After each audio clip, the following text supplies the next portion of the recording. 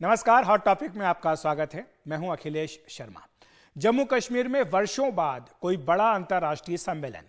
अनुच्छेद 370 हटने के बाद से पहली बार कई देशों के प्रतिनिधियों का जमावड़ा। शहर में सुरक्षा के इंतजाम, लेकिन कहीं ट्रैफिक नहीं रुका, कोई बाजार बंद नहीं हुआ, जनजीवन सामान्य और विदेशी मेहमान भी कश्मीरी मेजबानी का जमकर लुत्फ उठा रहे हैं। ये बदले जम्मू कश्मीर की शानदार तस्वीर है। ये चीन को भी भारत की ओर से करारा जवाब है, जिसने पाकिस्तान के उकसावे में आकर G20 टूरिज्म वर्किंग ग्रुप की बैठक में हिस्सा नहीं लेने का फैसला किया। इस आयोजन की सफलता का अंदाज इस बात से लग जाता है कि इसमें 27 देशों के 57 प्रतिनिधि हिस्सा ले रहे हैं। इसमें संयुक्त राष्ट्र से जुड़े संगठनों के नुमाइंदे भी शामिल हैं। आइए एक झलक देखते हैं कि किस तरह दूर दूर से आए विदेशी प्रतिनिधि यहां मौज कर रहे हैं।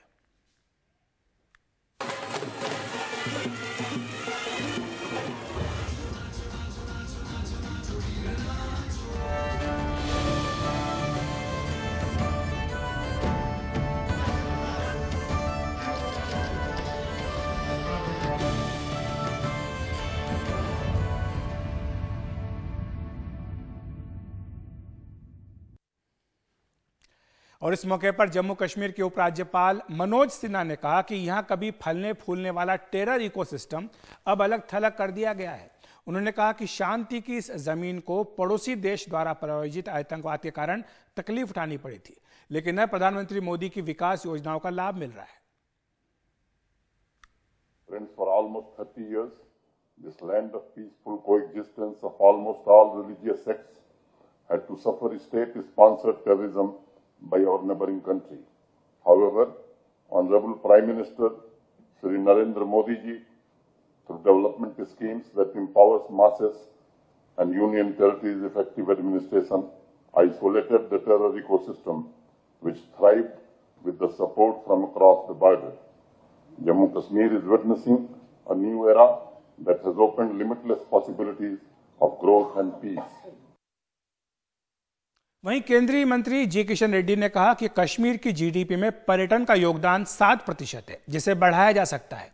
उन्होंने बताया कि पिछले साल जम्मू कश्मीर में 1,84,00,000 पर्यटक आए। इस साल ये संख्या बढ़कर 2 करोड़ से भी ज्यादा रहने की उम्मीद है। हमारे साथ केंद्रीय टूरिज्म मंत्री मिस्टर जी के रेड्डी हैं। सर, आपका कहना है कि फॉरेन इन्वेस्टमेंट को लाना चाहिए कश्मीर में, यहाँ पे प्रमोट किया जाना चाहिए, किस तरह से करेंगे?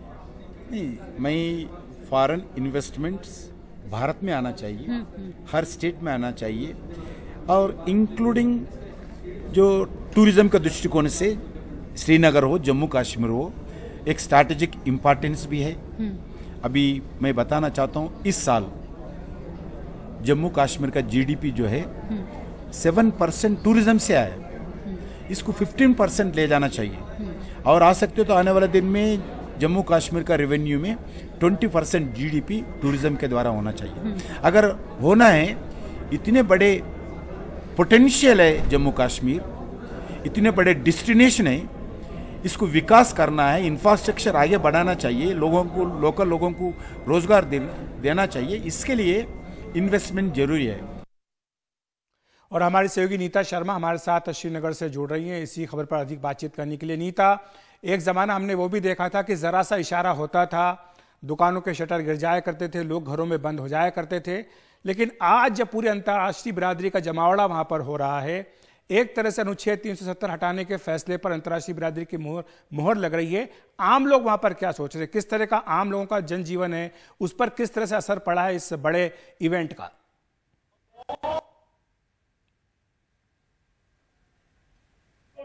क्योंकि बुलावार्ड रोड जो है वो SKICC तक जाता है, लेकिन जैसे कि हम पहले देखते थे कि हड़तालें होती थी या बाजार बंद कर दिए जाते थे, वो जो बाजार है वो अब बंद नहीं होते हैं। यहाँ पर हम इस वक्त पोलो व्यू पे खड़े हुए हैं। अगर आप मेरे पीछे देख सकते हैं तो किस तरह से ये जो पोलो व्यू है पेडेस्ट्रियन फ्री कर दिया गया है। स्मार्ट सिटी के तहत इसे डेवलप किया गया है।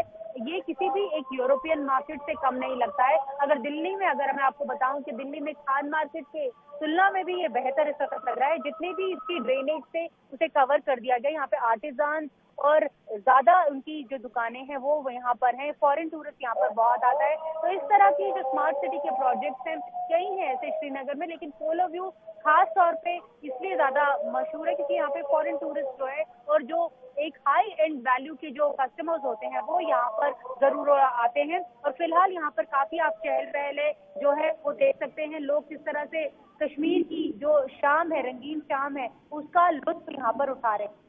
अखिलेश, बहुत बहुत शुक्रिया नीता आपका इस तमाम जानकारी के लिए। तो नीता बता रहे कि किस तरह से लोग जो हैं वो वहाँ पर लुत्फ उठा रहे हैं। शिकारे में आप देख सकते हैं डल झील से तस्वीरें आ रही हैं जहाँ पर की रोशनी की गई है और शिकारों में, और वहाँ पर लोग जो है बड़ी संख्या में मौजूद है। हमारे साथ मंजू सेठ जी भी हैं, पूर्व राजदूत। आपका बहुत बहुत स्वागत है एनडीटीवी इंडिया पर मंजू जी। ये तस्वीरें जो हैं वाकई काफ़ी काबिल तारीफ हैं कि जिस तरह से माहौल बदला है जम्मू कश्मीर में, और जिस तरह की कोशिश की है पाकिस्तान के उकसाने पर चीन ने कहा कि हम इसमें हिस्सा नहीं लेंगे, इसके बावजूद इतनी बड़ी संख्या में अंतर्राष्ट्रीय बिरादरी के लोग वहाँ पर नुमाइंदे मौजूद हैं, और न केवल मौजूद है बल्कि पूरा लुत्फ भी उठा रहे हैं। बिल्कुल, ये बहुत एक इम्पोर्टेंट मीटिंग है G20 की, और टूरिज्म तो खासकर जैसे आपने कहा श्रीनगर और कश्मीर के लिए बहुत ही इम्पोर्टेंट एक एलिमेंट है जीडीपी ग्रोथ में। तो ये वहाँ पे जो होल्ड कर रहा है मीटिंग, आई थिंक एक बहुत पॉजिटिव मैसेजिंग भी देता है, एक पॉजिटिव लोगों के यहाँ लोकल लोग जो हैं उनके लिए भी बहुत एक अच्छी चीज है, क्योंकि उनको देखने को मिल रहा है कि they are going towards normalcy. और जो वहाँ के यूथ हैं वो तो चाहते हैं कि ये जब सब जो ये लड़ाई झगड़े हैं बंद हो, क्योंकि उनको भी आगे बढ़ना है, वो भी आगे प्रोग्रेस करना चाहते हैं। दे आर वेरी एस्पिरेशनल, और ये एक इम्पॉर्टेंट मीटिंग है वहाँ पे वर्किंग ग्रुप मीटिंग की टूरिज्म की, जिससे उम्मीद है कि एक फिलिप मिलेगा, एक और बूस्ट मिलेगा टूरिज्म को। और लोग, और क्योंकि टूर ऑपरेटर्स सारे का जैसे आपको पता है टूरिज्म एंड ट्रैवल बिल्कुल प्राइवेट सेक्टर ड्रिवन है। गवर्नमेंट सिर्फ फैसिलिटेट करते हैं वीजा वगैरह के लिए और अदर थोड़ी फैसिलिटीज के लिए, लेकिन essentially tour operators are the main players. तो ये प्राइवेट सेक्टर के ड्रिवन ये एक इकोनॉमिक एक्टिविटी है, और सारे देशों से इतने लोग आए हैं, G20 और इनवाइटेड कंट्री से आए हैं, और जो 3 कंट्रीज जो नहीं पार्टिसिपेट किया है उनके वहां से भी सब प्राइवेट सेक्टर के टूर ऑपरेटर्स वगैरह आए हैं, ट्रैवल एजेंट्स आए हैं, सिर्फ चीन को छोड़ के। तो ये कि पॉजिटिव सिग्नल है कि वो और खुद देख रहे हैं, जो सब डेलीगेट्स वहाँ आए हैं वो देख रहे हैं कि क्या सिचुएशन है ऑन द ग्राउंड। हाँ, मंजू जी, लेकिन इससे पहले तो देखा था कि अरुणाचल में भी जब मीटिंग इस तरह की हुई तो चाइना ने उसका विरोध किया, यहाँ पर भी विरोध कर रहे हैं। तो G20 में अकेला चीन ऐसा देश है जो इस बैठक में हिस्सा नहीं ले रहा, बाकी सारे देश इसमें आए हैं। तो यहाँ पर बैठक करके भारत ने, आपको लगता है, एक बड़ा संदेश दिया है चीन को? बिल्कुल, सब चीन को भी और सारे वर्ल्ड कम्युनिटी को भी दिया है कि एक अभिन्न हिस्सा है, और आप इस किस्म के स्टेटमेंट्स हम एक्सेप्टेबल नहीं है। और ये डिस्प्यूटेड एरिया का क्या मतलब है? ये बिल्कुल अभिन्न हिस्सा है इंडिया का। हम और जहाँ चाहें, आपका कोई लोकल स्टैंड थोड़ी ना है इनका कि हमें बताएं हम क्या करें क्या नहीं करें अपने देश में। और इनके जो हमें एक मैसेज दिया है कि हमारा कंट्री का एक इम्पोर्टेंट एरिया है, इम्पोर्टेंट यूनियन टेरिटरी है, और हम वहाँ पे जहाँ, जैसे अरुणाचल में भी हमने यही कहा था, ये हमारा हिस्सा है, आप कहाँ से अपना डिस्प्यूटेड एरिया और इस किस्म की बातें कर रहे हैं। और हम जहाँ अपने देश में चाहेंगे हम कोई भी मीटिंग होल्ड कर सकते हैं। आपकी मर्जी है, आप नहीं आना चाहते, दैट्स योर बिजनेस। एक आखिरी प्रश्न मंजू जी आपसे कि अनुच्छेद 370 हटने के बाद से ये पहला बड़ा अंतर्राष्ट्रीय आयोजन जम्मू कश्मीर में हो रहा है, इसको आप किस तरह से देखती है कि इन तमाम देशों के प्रतिनिधियों का यहाँ आना, वो भी जम्मू कश्मीर के हालात अब सामान्य होने के बाद? बिल्कुल, सब कंट्री समझ रहे हैं कि क्या सिचुएशन है, और इंडिया ने जो अपना उनको डिप्लोमेटिकली और सब और तरीकों से उनको कन्वे किया है कि जो इतनी जो ये विक्टिम ऑफ टेररिज्म बना हुआ था ये स्टेट, और जो बुरी हालत हो गई थी वहाँ पे, उसको खत्म करना, उसको रिवर्स करने की तरफ हमने कदम उठा लिए हैं, और अब हम जा रहे हैं टूवर्ड्स नॉर्मलसी। अभी थोड़ा टाइम, आई थिंक वक्त और लगेगा फुल नॉर्मलसी अचीव होने में, बट बहुत फर्क हो गया। और ये सारे जो डेलीगेट्स आए वो खुद अपने आप देख पाएंगे क्या सिचुएशन है और क्या हेवन ऑन अर्थ वाला हिसाब क्यों कहा जाता है कश्मीर को, श्रीनगर को।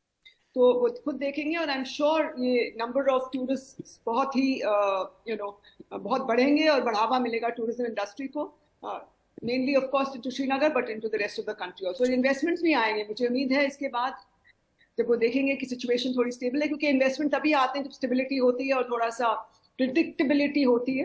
तो मुझे उम्मीद है कि जरूर आएंगे। कश्मीर। बहुत बहुत शुक्रिया आपका मंजू जी इस तमाम जानकारी के लिए। और हॉट टॉपिक में वक्त है एक ब्रेक का।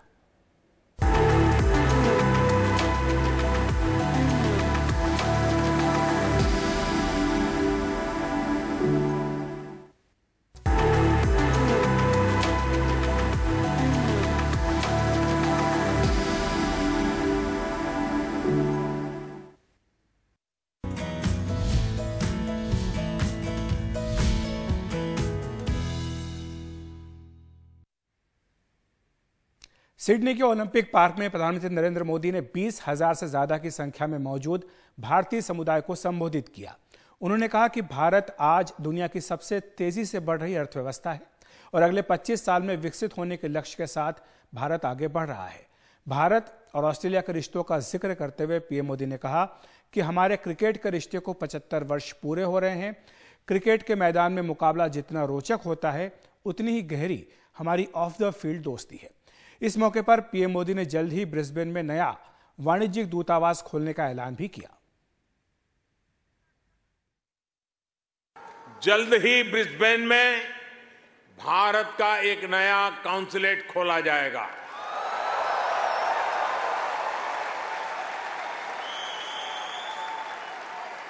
फ्रेंड्स, भारत और ऑस्ट्रेलिया की गहरी होती पार्टनरशिप मां भारती में आस्था रखने वाले प्रत्येक व्यक्ति को सशक्त करेगी। आपके पास टैलेंट है, अपनी स्किल की ताकत है और साथ ही अपने कल्चरल वैल्यूज भी है। ये वैल्यूज आपको ऑस्ट्रेलिया के लोगों के साथ घुल मिलकर रहने में बड़ी भूमिका निभाते हैं। तो हॉट टॉपिक में इतना ही। नमस्कार।